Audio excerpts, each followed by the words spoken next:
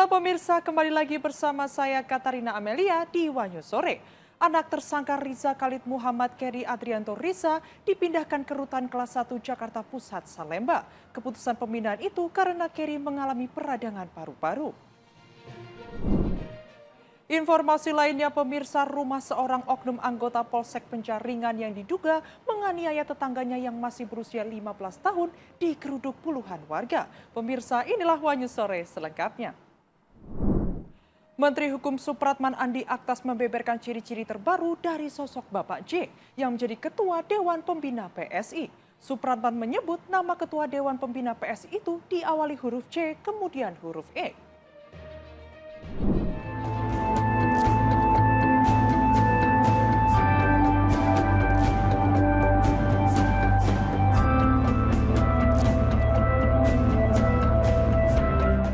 Menteri Hukum Supratman Andi Aktas membeberkan ciri-ciri terbaru dari sosok Bapak J yang menjadi Ketua Dewan Pembina PSI.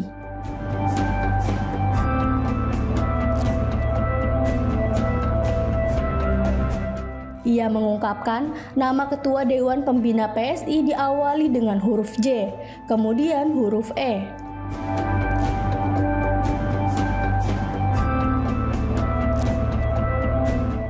Hal itu disampaikan Supratman di Gedung DPR Senayan, Jakarta pada Rabu 22 Oktober.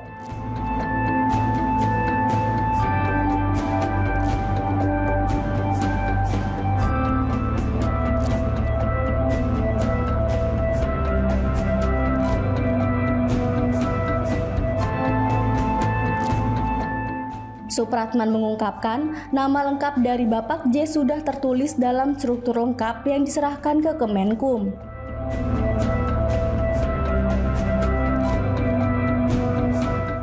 Namun politikus Partai Gerindra itu mengaku lupa nama lengkap dari Bapak J.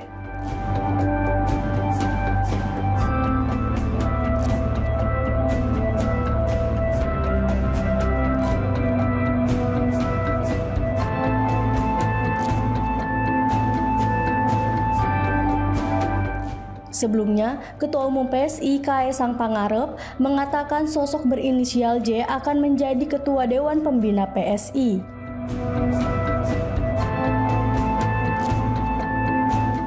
Ia mengungkapkan sosok J merupakan seorang politikus dan pengusaha.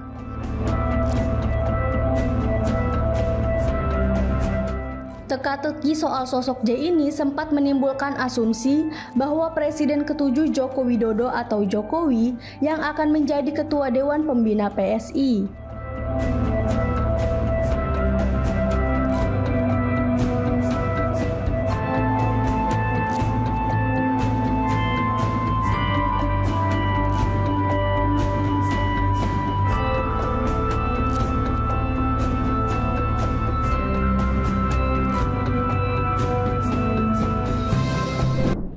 Sudah lebih dari 1 tahun pembangunan rumah pensiun untuk Presiden ke-7 Republik Indonesia Joko Widodo atau Jokowi dan kondisinya kini hampir selesai. Rumah pensiunan Jokowi itu terletak di Desa Bulukan, Kecamatan Colomadu, Jawa Tengah itu merupakan pemberian atau hadiah dari negara.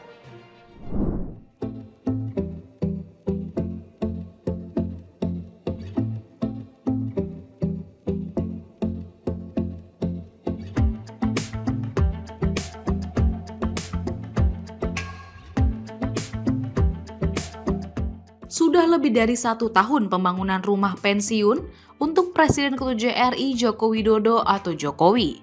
Dan kondisinya kini hampir selesai.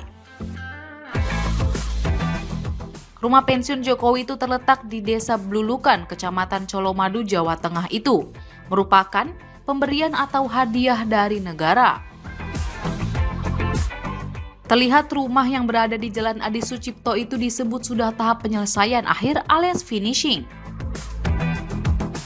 Menurut Kepala Desa Blulukan Slamet Wiono mengatakan, progres pembangunan rumah pensiun Jokowi telah memasuki tahap finishing bangunan utama dan pengerjaannya telah mencapai 90%.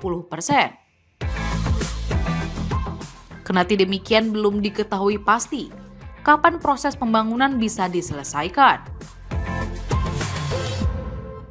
Slamet menjelaskan pembangunan rumah hadiah untuk Jokowi itu sudah berproses selama lebih dari 1 tahun dengan 2 tahap pembangunan. Rumah tersebut diketahui dibangun di atas tanah seluas 12.000 meter persegi. Menurut Slamet, harga tanah di kawasan itu mencapai lebih dari 10 juta rupiah per meter persegi.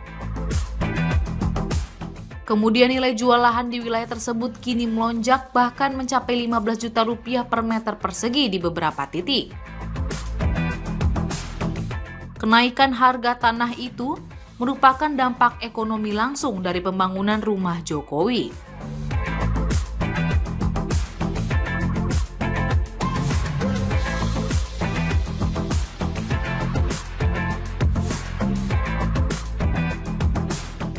Sebagai informasi, rumah pensiun Jokowi di Colomadu merupakan pemberian dari negara.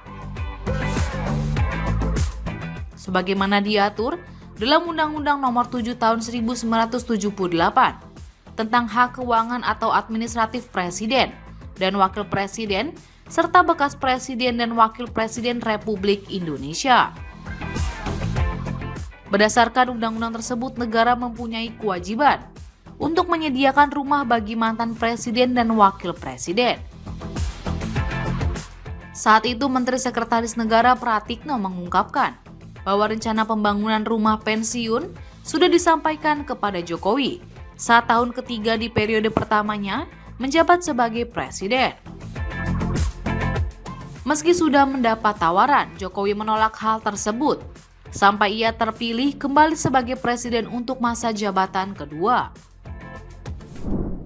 Polisi mengaku masih kesulitan mengungkap dugaan perundungan di balik tewasnya Timothy Anugrah Saputra lantaran ibu kandung korban tidak memberikan akses kepada polisi untuk memeriksa handphone milik korban guna menyelidiki kemungkinan adanya komunikasi yang berkaitan dengan dugaan perundungan.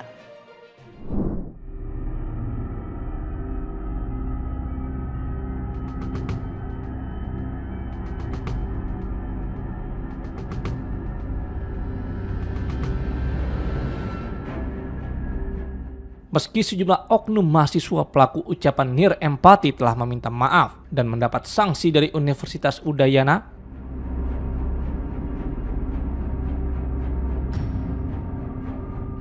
namun penyebab korban yang nekat mengakhiri hidup dengan melompat dari lantai 4 gedung FISIP masih menjadi tanda tanya.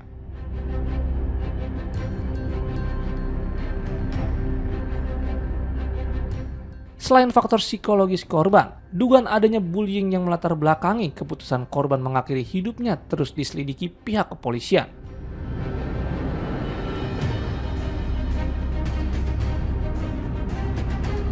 Sayangnya, polisi kesulitan untuk mengungkap dugaan perundungan karena ibu kandung korban tidak memberikan akses untuk memeriksa handphone milik korban.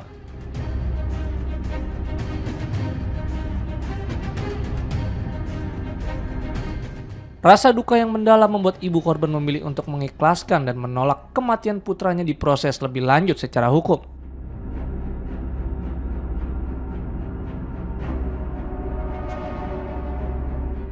Kapolsek Denpasar Barat Kompol Laksmi Trisna Dewi bahkan meminta ayah korban agar memujuk ibu korban supaya memberikan akses handphone korban kepada polisi.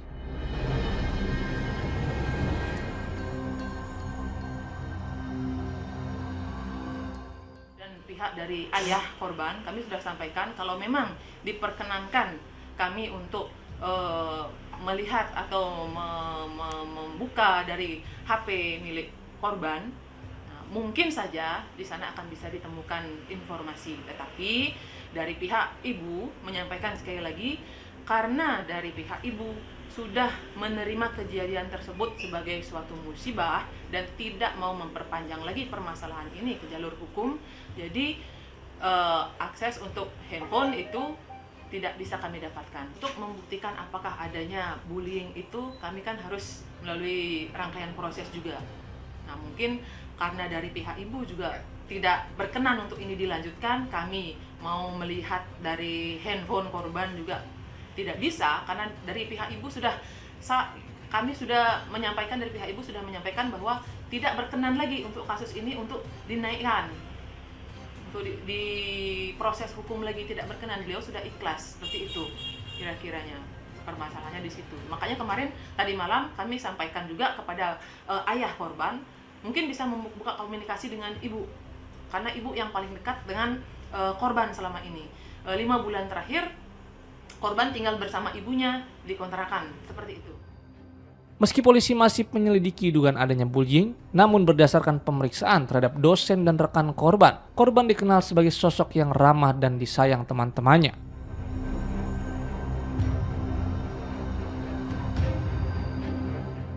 Hal ini terlihat dari dukungan rekan-rekan korban kepada ibu korban saat malam renungan mengenang kematian Timothy.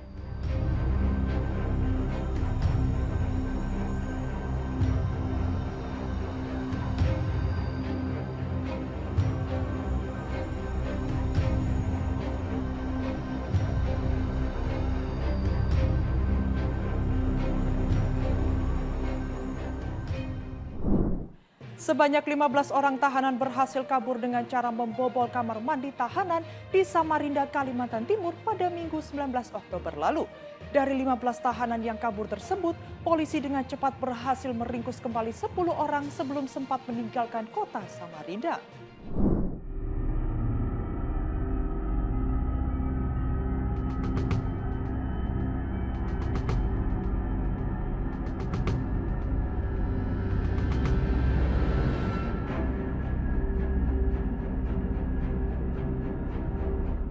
Inilah bagian belakang kamar mandi tahanan Polsek Kota Samarinda yang berhasil dibobol sekelompok tahanan untuk kabur dari sel Satreskrim Polsek Kota Samarinda pada Minggu 19 Oktober petang lalu.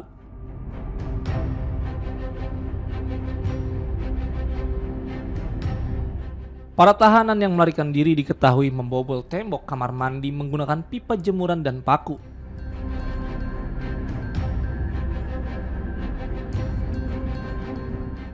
Setelah seharian berupaya, mereka berhasil membuat lubang sebagai jalan keluar dari ruang tahanan.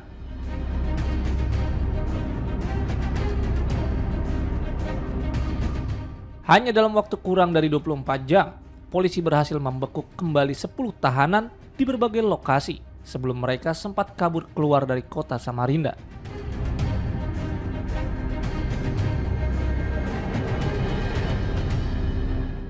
Para tahanan tersebut kemudian digelandang kembali ke Mapolsek Kota Samarinda.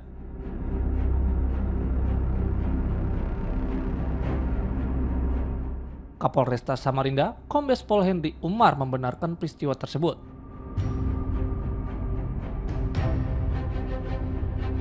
Ia menjelaskan insiden bermula ketika penjaga tahanan melihat dari rekaman CCTV bahwa penghuni sel berkurang dari 30 orang menjadi hanya 15 orang.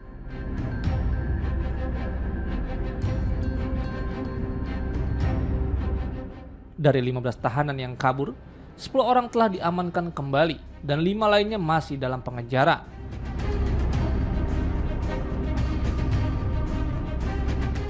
Informasi awal diketahui tahanan di Polsek itu kabur.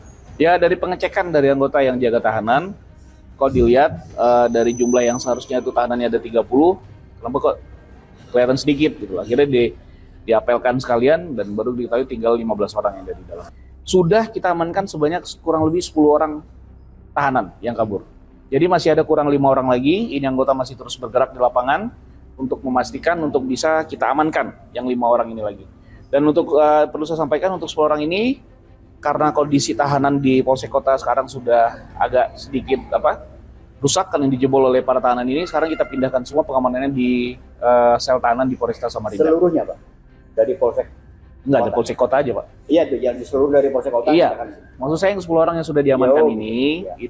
itu yang sudah sekarang kita gawa ke Polresta Samarinda. Dan bisa dijelaskan nggak sedikit ataupun ada sejauh ini interogasi dari kepolisian bahwa siapa sih pelaku otaknya? Ntar yang diwawancara ya. Wawancara untuk jadi kalau untuk siapa otaknya kita sudah punya indikasi siapa yang kira-kira merupakan yang pencetus pertama kali mengajak untuk kabur lewat lewat lubang kloset ini. Dari 10 orang yang sudah kita amankan ini ada sekitar 1 atau 2 orang yang juga merupakan inisiator pertama, tapi dari 2 orang ini sekarang masih terus dilakukan pemeriksaan intens lebih lanjut oleh rekan-rekan di Reskrim. Kemudian juga melihat perannya masing-masing, dan juga karena yang 5 orang ini juga belum ketangkep, jadi sebagian mereka juga masih melempar ke 5 orang ini. Pak, 5 orang itu menggunakan apa? Kasusnya Apa aja, Pak? Bisa dibolong gitu. Apa yang digunakan? Apa? Pakai apa dia bisa membolong itu? Pakai pipa jemuran itu yang saya sampaikan kemarin itu. Pipa jemuran, terus ada paku, dia dapat akhirnya diketok-ketok terus. Itu dikerjain udah mulai dari hari Jumat. Kelima tahanan yang masih DPO atau daftar pencarian orang tersebut adalah Santos Kahar, Yusril, Alex, dan Suniansyah.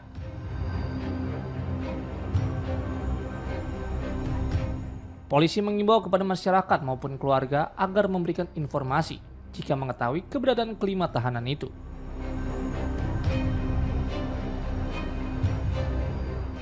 Mereka dipastikan akan mendapat hukuman lebih berat jika tetap berusaha menghindar dari proses hukum yang sedang berjalan.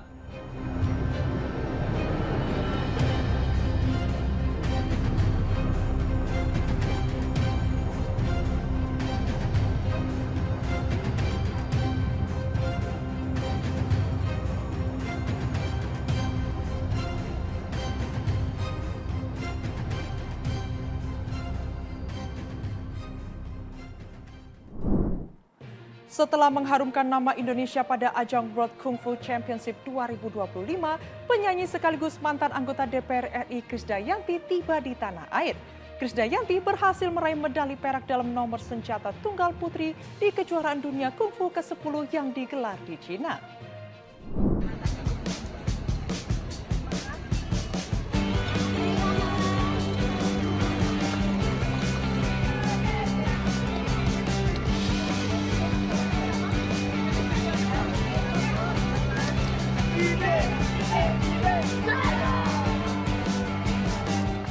Usai berjuang mengharumkan nama bangsa Indonesia di ajang World Kung Fu Championship 2025 di Emeshan, Tiongkok, Cina.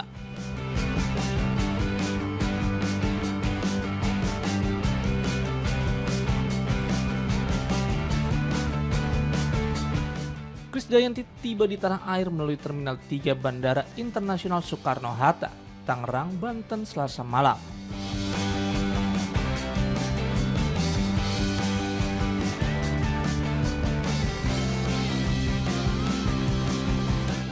Krisdayanti disambut hangat dan diberi buket bunga oleh kedua anaknya, Aryan H. Amora Lemos dan Kellen Lemos, yang ikut menjemput kepulangan ibundanya.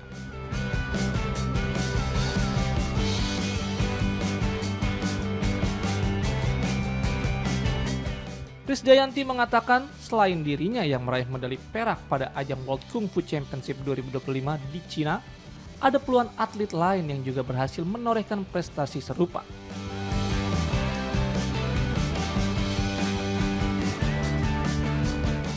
Sebagai atlet, ia mengaku senang karena dalam ajang tersebut terdapat kategori untuk para veteran, sehingga atlet senior juga bisa ikut berpartisipasi.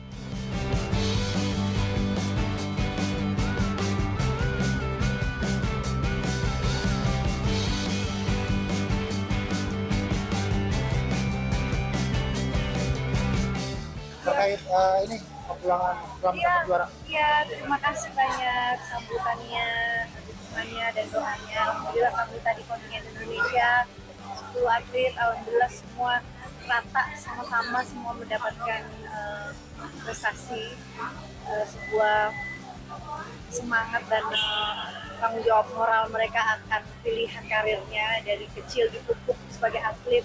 Dan kami juga senang bahwa di WUSU ini ada kategori veteran yang menjadikan kami para profesional juga untuk ikut yang namanya Open Championship, jadi semua boleh mengikuti dan senang ya karena di WUSU tuh memang nggak ada pensiunnya rupanya, jadi kita bisa ikut berperang. Ada 59 negara, tapi kalau kelas yang women yang untuk kipas itu women single weapon yang saya ikuti ada dari Hongaria dan juga Brazil. Pesan nggak sih untuk para atlet juga? Saya nggak masuk klasifikasi sama tim-tim wushu yang muda ya. Jadi walaupun kita latihan semuanya terdistract sama mereka yang super melampaui luar biasa gitu, tapi kita nggak khawatir karena kan kita bertanding sesuai dengan kelasnya.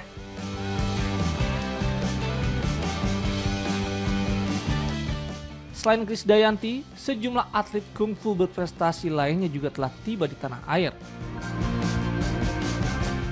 Mereka diharapkan dapat terus bersemangat dan bertanggung jawab atas pilihan karirnya.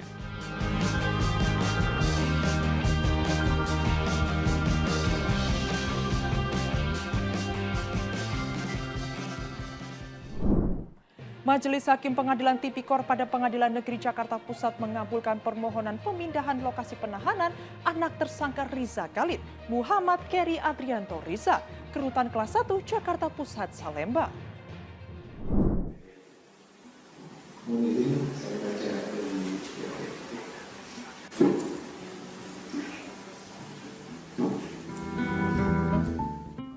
Majelis Hakim Pengadilan Tipikor pada Pengadilan Negeri Jakarta Pusat mengabulkan permohonan pemindahan lokasi penahanan anak tersangka Riza Khalid, Muhammad Keri Adrianto Riza, ke Rutan Kelas 1 Jakarta Pusat, Salemba.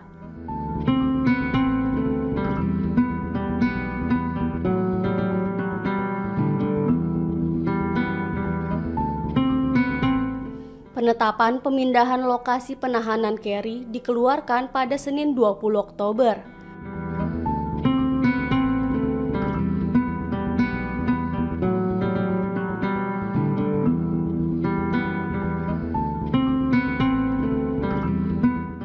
Keputusan pemindahan Keri karena alasan kesehatan, di mana berdasarkan laporan medis Rumah Sakit Adiaksa Jakarta, Keri mengalami peradangan paru-paru.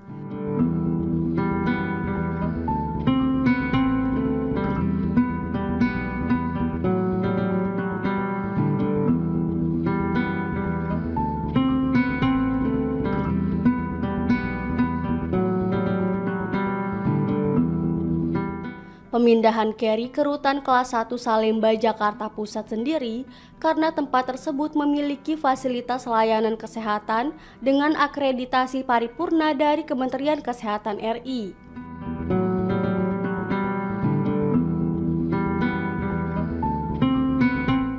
Yang mampu menjamin perawatan terdakwa dibanding tempat penahanan Keri sebelumnya, yakni Rutan Kejaksaan Negeri Jakarta Selatan.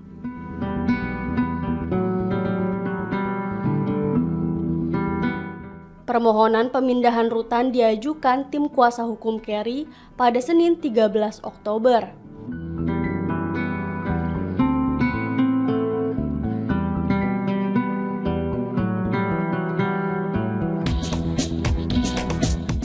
Penasihat hukum Keri, Lingga Nugraha, mengapresiasi putusan majelis hakim.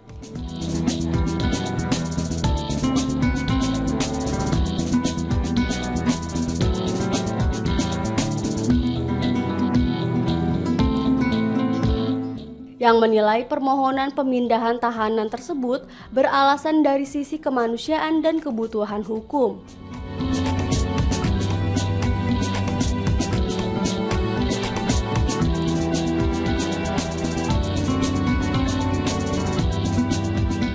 Lingga menilai pemindahan kliennya untuk memudahkan proses hukum, baik untuk persidangan maupun jika jaksa membutuhkan keterangan Keri dalam perkara lain.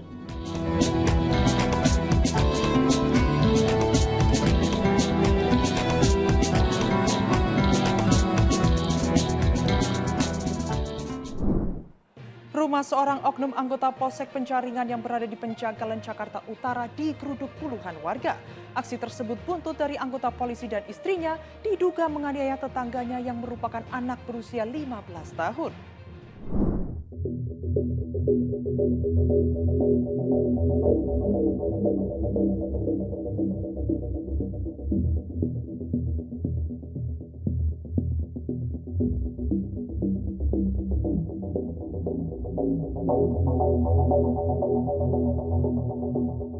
Puluhan warga menggeruduk sebuah rumah yang berada di penjagalan Penjaringan Jakarta Utara yang disebut milik anggota polisi.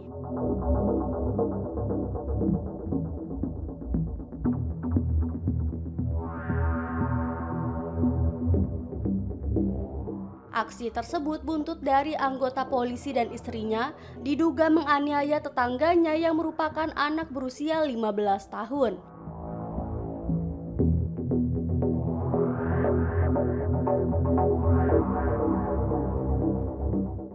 Akibatnya, bocah yang masih duduk di kelas 2 SMP itu mengalami luka lebam di bawah mata dan giginya copot karena dipukul.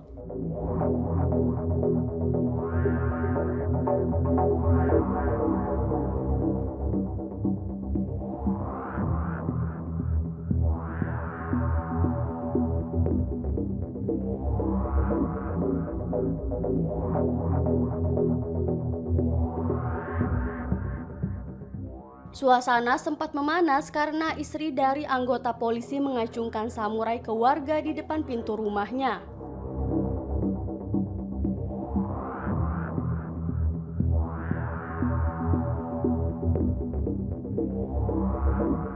Aksi itu membuat warga semakin meradang dan mengepung rumah tersebut.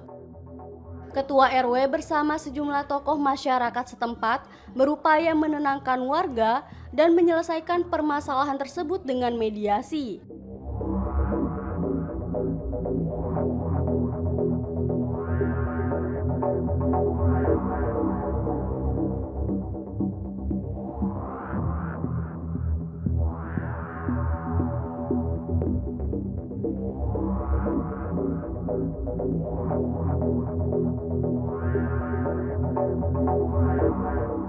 Lantaran tidak ada kesepakatan titik temu di antara warga dan anggota polisi serta kondisi tidak kondusif, mediasi kedua belah pihak dilanjutkan ke kantor Polsek Penjaringan.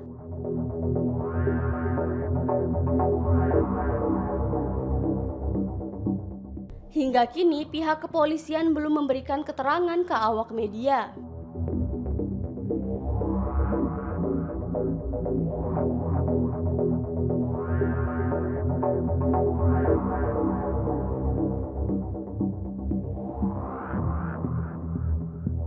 Kronologisnya seperti apa sih Bang? Justru kan saya juga lagi ada pertandingan bola. Terus? Ternyata saya dipanggil sama Pak RW. Ibu-ibu demo ke pos RW. Jangan menyebutkan Pak Usup itu katanya diusir. Ya kita juga nggak tahu. Ya. Nah akhirnya kan kita panggil lagi sama Pak RW. Seperti apa tuh saksinya?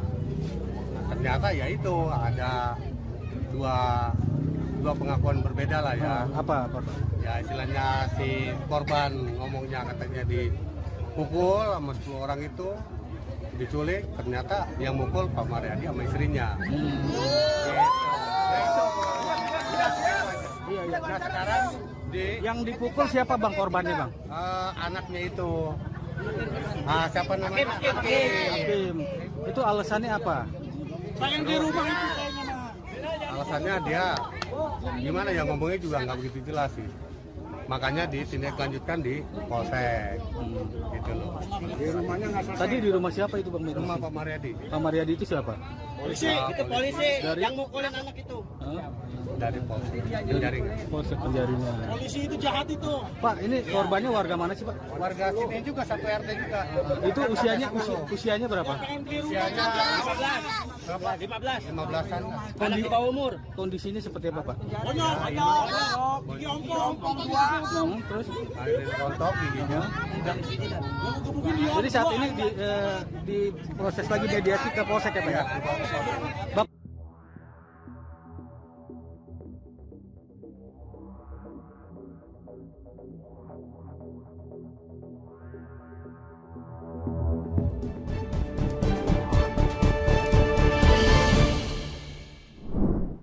Demikian informasi yang dapat kami sampaikan pemirsa. Terima kasih telah bergabung bersama kami. Saya Katarina Amelia dan seluruh tim yang bertugas mengucapkan sampai jumpa di One News sore berikutnya. Setiap hari pukul 7 malam hanya di kanal YouTube TV One News.com.